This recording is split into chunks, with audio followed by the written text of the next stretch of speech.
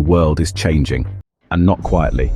For decades, we've heard about a Western-led global order, with the United States, Europe, and their allies calling most of the shots. But today, something big is happening. Power is starting to shift. Enter the era of the multipolar world.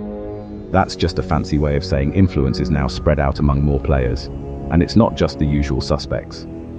Countries in the global south, think Brazil, India, China, South Africa, and a bunch of others, are stepping up, and they're not doing it alone. Alliances like BRICS, ASEAN, and the Shanghai Cooperation Organization, or SCO, are giving the global south a bigger voice. BRICS brings together Brazil, Russia, India, China, and South Africa, and they've even expanded recently, adding new members from the Middle East and Africa. These countries are pushing for more say in things like trade rules, finance, and international security. It's not just talk, either. The BRICS nations now control about a third of the world's economy. That's a huge chunk. Then there's ASEAN, the Association of Southeast Asian Nations. They may not be superpowers on their own, but together, they represent over 600 million people and a booming regional economy.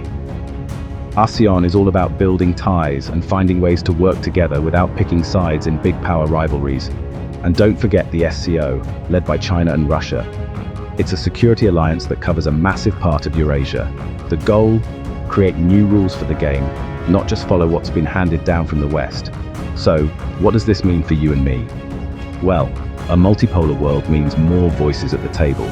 Countries from Africa, Latin America, and Asia are starting to influence everything from technology standards to climate deals.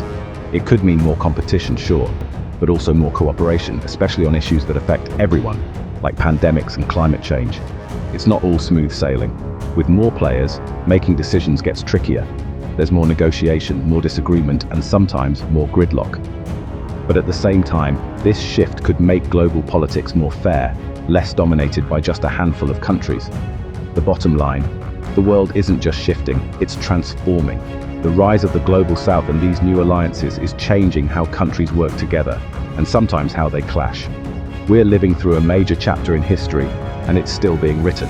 So keep an eye on the headlines, because the big story of the 21st century might just be the world learning how to share power.